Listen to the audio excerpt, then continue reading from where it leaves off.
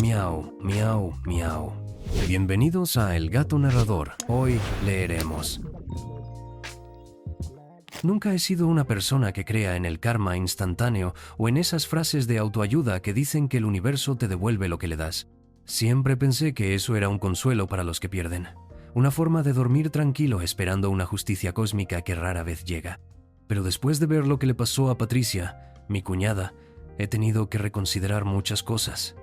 La vida a veces no necesita al universo para escribir los guiones más retorcidos y crueles. Se basta sola. Y la historia de cómo mi cuñada fingió demencia para robarle la casa a mi suegra solo para terminar con demencia de verdad es la prueba más amarga de ello. Para darles un poco de contexto, todo este infierno comenzó en un lugar tan estéril y anónimo como solo puede serlo la sala de espera de un neurólogo. Estábamos allí mi suegra, Rosa, y yo. Rosa era una mujer de 78 años, de esas que parecen talladas en roble, fuerte, de mirada clara y con una dignidad que no se compra ni se vende. Pero en los últimos meses, el roble había empezado a mostrar grietas, pequeños olvidos, confusiones extrañas, una fragilidad que se asomaba en sus ojos. El médico nos llamó y, con la delicadeza de un verdugo compasivo, nos soltó el diagnóstico: demencia en etapa temprana. Sentí como el aire se volvía denso, pesado. La expresión de Rosa era serena, casi como si estuviera escuchando el pronóstico del tiempo. Pero yo, que la quería como a una segunda madre, sentí que algo dentro de mí se fracturaba sin remedio. El silencio en el coche de vuelta a casa era un grito sordo. Al llegar, antes de que pudiera siquiera ayudar a Rosa a bajar, la puerta de la casa se abrió y apareció Patricia, la esposa de mi cuñado Carlos. Patricia siempre había sido intensa. Una mujer que medía el mundo en términos de lo que podía obtener de él. Pero en ese momento, su rostro estaba compuesto en una máscara de dolor y empatía tan perfecta que podría haber ganado un premio. Se adelantó, tomó la mano de Rosa y, con una voz que sonaba estudiada, casi ensayada para un papel, dijo algo que me heló la sangre. Nos dijo que ella se haría cargo, que no nos preocupáramos. Y luego, mirándome fijamente a los ojos, añadió la frase que lo detonó todo. Dijo que ella sabía exactamente lo que sentía Rosa, porque creía que a ella también le estaba empezando a pasar. En ese instante, en el umbral de la casa que pronto se convertiría en un campo de batalla, no sentí compasión. Sentí una alarma, una sirena ensordecedora en mi cabeza. El juego había comenzado. La primera jugada de Patricia no tardó en llegar, y fue tan audaz como despiadada. A los pocos días del diagnóstico, intenté visitar a mi suegra como hacía habitualmente. Llevaba conmigo un bizcocho casero, una de esas pequeñas rutinas que nos mantenían conectadas. Pero no pasé del porche. Patricia me detuvo en la entrada, su cuerpo bloqueando el paso. Su tono era meloso, falsamente dulce, pero sus ojos eran duros como el acero. Me dijo que ese día no podía ser, que Rosa estaba muy confundida y agitada, y entonces soltó la bomba. Me dijo que su madre, en su delirio, había dicho que yo era una impostora que venía a robarle, que no quería alterarla más. Miré por encima de su hombro, buscando a mi esposo, pero Carlos, su hermano, estaba de pie en el salón, con la mirada clavada en el suelo. La incomodidad se podía palpar. No dijo nada, no me defendió. Su silencio fue una bofetada más dolorosa que las palabras de su mujer. Me di la vuelta, sintiendo una mezcla de humillación y rabia que me quemaba la garganta. Esa noche, la sensación de que algo iba terriblemente mal se convirtió en una certeza. Intenté llamar a Rosa, pero el teléfono sonaba y sonaba. Le escribí un mensaje a Carlos preguntando si todo estaba bien. Su respuesta fue escueta y tardía. Más tarde, una vecina me confirmó lo que mi instinto ya me gritaba. Patricia había llamado a un cerrajero esa misma tarde. Había cambiado las cerraduras de la casa de mi suegra, sin avisar, sin consultar a nadie. Había trazado una línea, construido un muro. Rosa estaba dentro, prisionera en su propia casa y en su propia mente. Y yo, junto con cualquiera que pudiera interponerse en sus planes, estaba fuera. Patricia había consolidado su poder bajo la fachada más cruel y efectiva de todas, el cuidado de una enferma.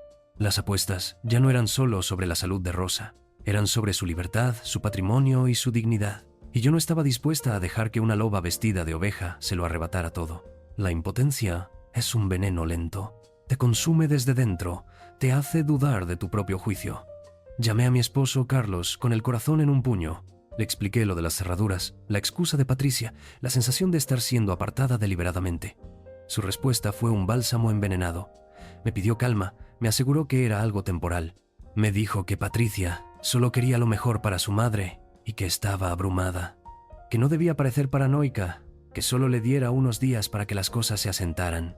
Acepté a regañadientes, más por no crear una guerra abierta con mi marido que por convicción. Me repetí a mí misma que quizás estaba exagerando, que el dolor del diagnóstico me hacía ver fantasmas donde no los había. Esa tregua autoimpuesta duró poco. Unos días después, Patricia accedió a una videollamada. Ver a Rosa en la pantalla fue un alivio y una puñalada al mismo tiempo. Se veía más delgada, con la mirada un poco perdida, pero sonrió al verme. Mientras hablábamos de trivialidades, mis ojos escaneaban la sala detrás de ella. Algo no cuadraba. La vitrina de nogal, donde Rosa guardaba con orgullo su colección de pequeñas figuras de porcelana, parecía extrañamente vacía en algunos estantes. Y la pequeña pintura, al óleo de un paisaje marino que su difunto esposo le había regalado, ya no estaba colgada sobre la chimenea. Le pregunté a Rosa por ello. Ella pareció confundida por un momento y luego me dijo, con la simpleza de un niño, que Patricia se había llevado algunas cosas para limpiarlas a fondo. La palabra limpiar resonó en mi cabeza con un eco siniestro. Mi supuesta paranoia se transformó en una sospecha fría y afilada. Un par de días más tarde decidí hacer una visita sorpresa. No llamé, simplemente me presenté.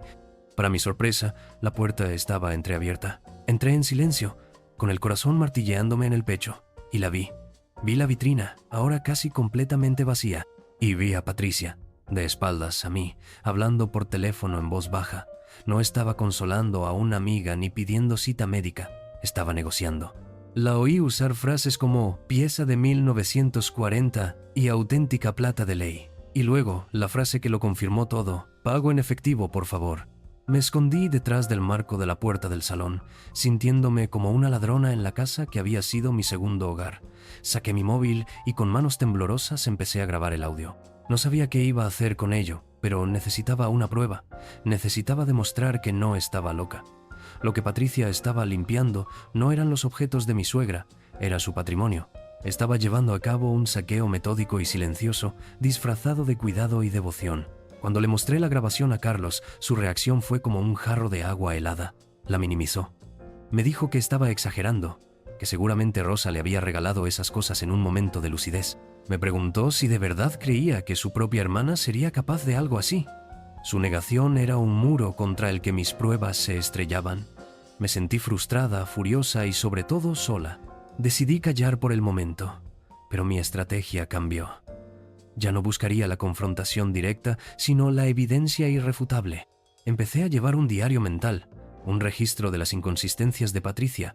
Era fascinante y aterrador a partes iguales.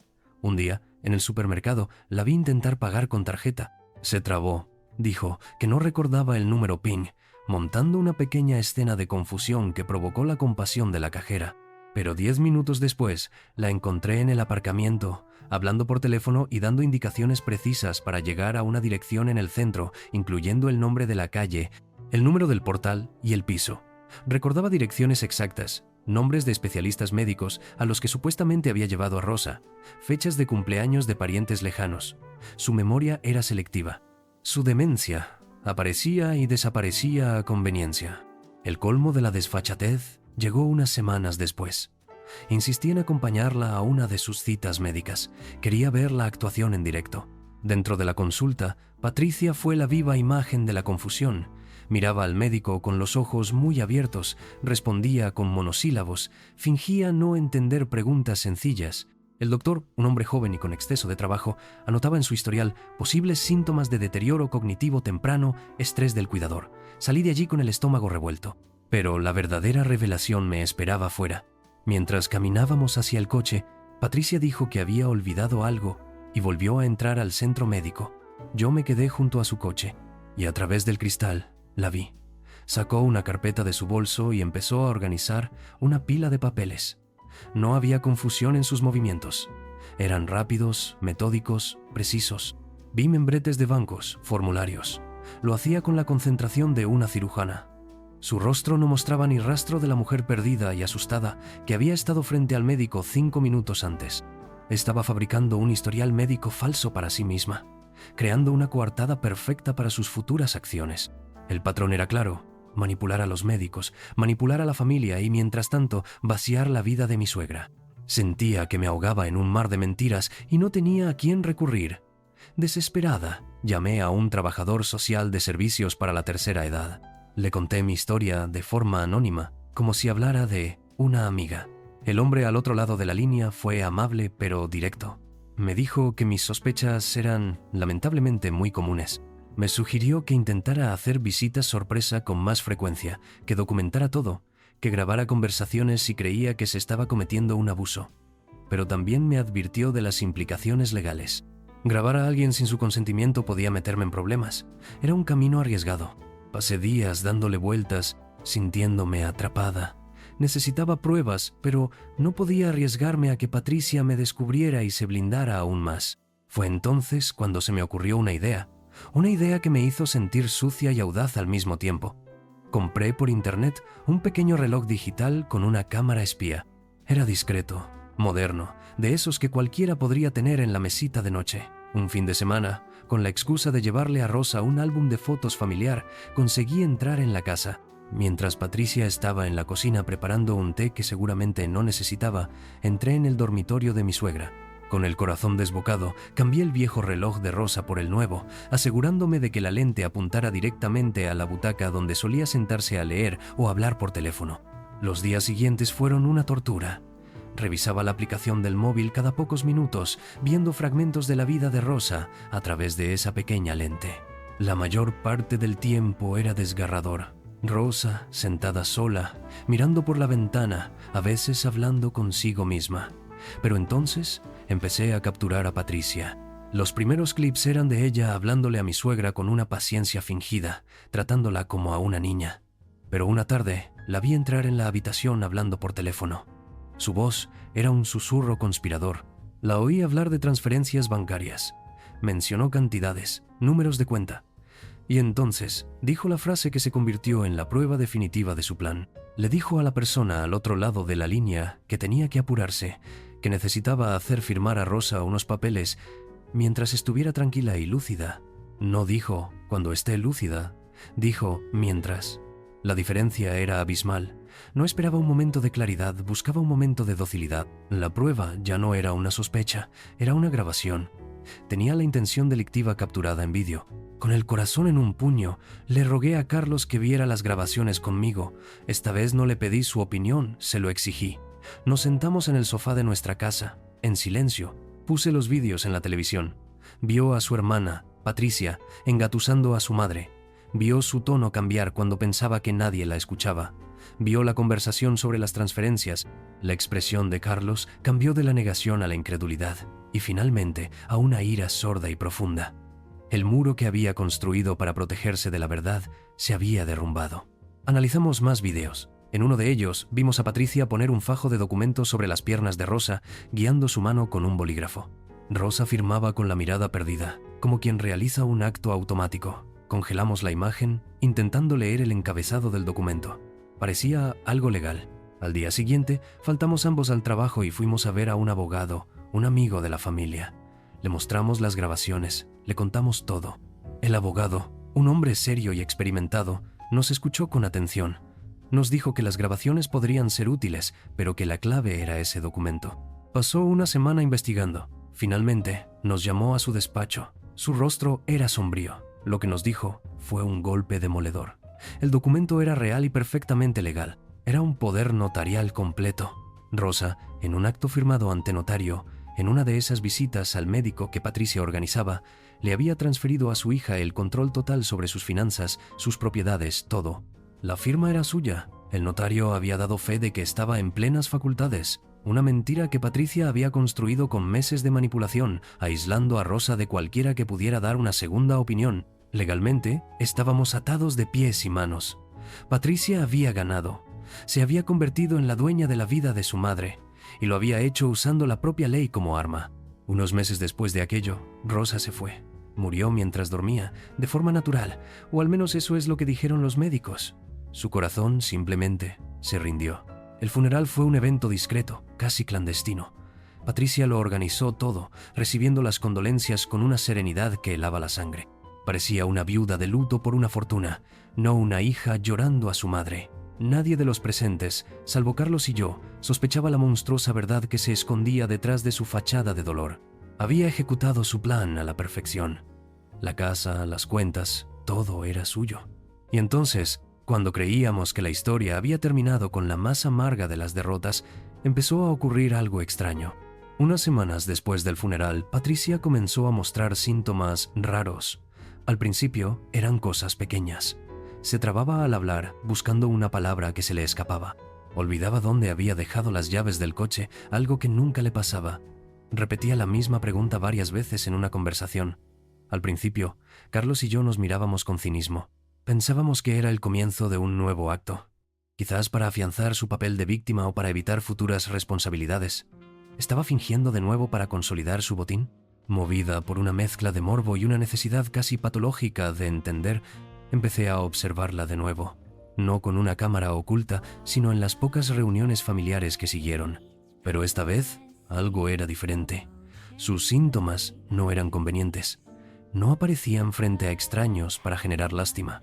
Ocurrían en momentos íntimos, cuando creía que nadie prestaba atención. La vi una vez en su cocina, intentando abrir una lata, mirando el abrelatas como si fuera un artefacto alienígena. No había público, no había nadie a quien engañar. Y en sus ojos, por primera vez, no vi astucia, vi miedo. Un miedo puro, animal y genuino. Estaba asustada de su propia mente. Hablé con una amiga que es neuróloga. Le conté el caso de forma hipotética, sin dar nombres. Le hablé de una persona que había fingido síntomas de demencia durante mucho tiempo. Le pregunté si era posible que, de alguna manera, el cuerpo o la mente pudieran manifestar de verdad lo que tanto habían simulado. Mi amiga fue muy cauta. Me dijo que sin una revisión formal no podía emitir una opinión, pero que en la neurología existen fenómenos muy extraños. Habló de trastornos conversivos, de cómo el estrés extremo y la carga psicosomática pueden tener manifestaciones físicas reales. No me dio una respuesta, pero me dejó con una frase inquietante. Es posible. La ironía más cruel estaba a punto de desatarse. Patricia, ahora genuinamente asustada, comenzó a buscar ayuda médica, pero se topó de frente con el muro que ella misma había construido. Su historial médico, el que había fabricado con tanto esmero, estaba lleno de sus propias simulaciones. Los médicos, al revisar sus antecedentes, veían a una mujer que ya había presentado síntomas de deterioro cognitivo en el pasado, convenientemente mientras se hacía con el control del patrimonio de su madre. La trataban con escepticismo, con una condescendencia apenas disimulada. Un día, acompañé a Carlos a recoger unos papeles a la clínica. Mientras esperábamos, escuché a dos médicos hablar en el pasillo. No me vieron. Uno le comentaba al otro sobre la paciente de la consulta 7, refiriéndose a Patricia. Le dijo, con una risa amarga, que si había vuelto a fingir demencia, estaba haciendo exactamente lo mismo que antes para asegurarse de que nadie pudiera disputarle la herencia. Pero yo, que había visto el terror genuino en sus ojos, sabía que no era así. La estaban descartando. El sistema que había manipulado ahora se negaba a creerla. Su reputación de farsante se había convertido en su diagnóstico no oficial. El cuento del pastor y el lobo, representado en la vida real. La caída, la de verdad, había comenzado y nadie iba a tenderle una red. El ambiente en la familia se volvió insoportable. Carlos, consumido por el rencor y el dolor, adoptó una postura de indiferencia glacial. Me dijo que la dejáramos en paz, que ya tenía lo que quería, la casa, el dinero, y que ahora que pagara sola el precio, que viviera aislada en su jaula de oro. Patricia efectivamente se atrincheró en la casa de Rosa, dejó de contestar el teléfono. Los pocos amigos que tenía se alejaron, cansados de su comportamiento errático y de sus repentinas ausencias. Pero yo no podía. A pesar de todo el daño que había hecho, verla consumirse en esa espiral me provocaba una extraña y retorcida compasión. Intenté ayudarla de forma discreta. Le dejaba comida en la puerta. Le enviaba por mensajero los números de teléfono de grupos de apoyo y de especialistas en demencia de inicio temprano. Un día me armé de valor y llamé al timbre. Abrió la puerta y me miró con los ojos vacíos. Por un instante, no supo quién era.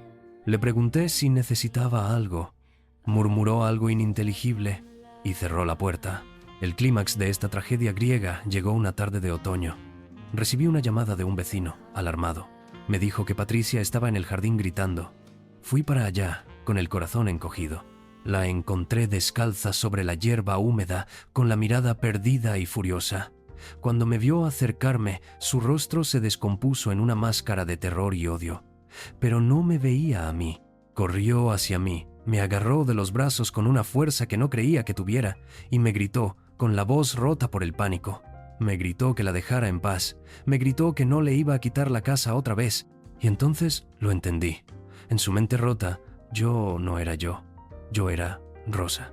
Su madre, que había vuelto de la tumba para reclamar lo que era suyo.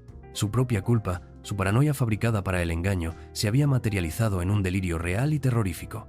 Estaba atrapada en el mismo laberinto mental que ella había diseñado para su madre. El miedo que había fingido se había hecho carne y ahora la devoraba desde dentro, sin escapatoria posible. Hoy, a veces me asomo desde la ventana de mi casa, que está a unas calles de distancia, y la veo. Veo la antigua casa de Rosa, con las luces siempre encendidas.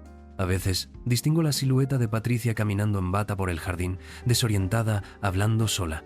La mujer que planeó cada movimiento con una precisión maquiavélica ahora es prisionera de un caos que no puede controlar.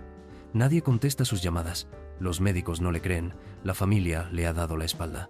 Solo tiene un cascarón de riqueza manchada de dolor que ahora la consume. Carlos y yo, finalmente, iniciamos un proceso legal. Tras una larga batalla, los tribunales nos dieron la razón sobre el abuso y la manipulación, basándose en nuestras pruebas y en el evidente deterioro de Patricia. Pero la justicia es un concepto extraño. No recuperamos la casa, que sigue legalmente a su nombre. Ganamos algo mucho más irónico y cruel, la tutela legal sobre ella. Nos convertimos en sus cuidadores oficiales. Ahora somos los únicos que, por ley, debemos y podemos ayudarla. Los únicos que podrían internarla en un centro adecuado, gestionar su patrimonio para su propio cuidado. Y ella, en los días malos, sigue sin saber quiénes somos. A veces, cuando la visito, me mira con esos ojos asustados y me llama Rosa. Me pide perdón entre lágrimas, me suplica que no la deje sola. Y yo me quedo allí, sosteniendo la mano de la mujer que destruyó a nuestra familia, convertida ahora en mi responsabilidad, en mi carga. No hay victoria en esto. Solo una lección brutal y silenciosa. Tuvo lo que quería, sí. Se quedó con la casa, pero la casa ahora tiene una nueva prisionera. Y esta vez, la demencia es real. Y nadie, absolutamente nadie, está ahí para dudar de ella.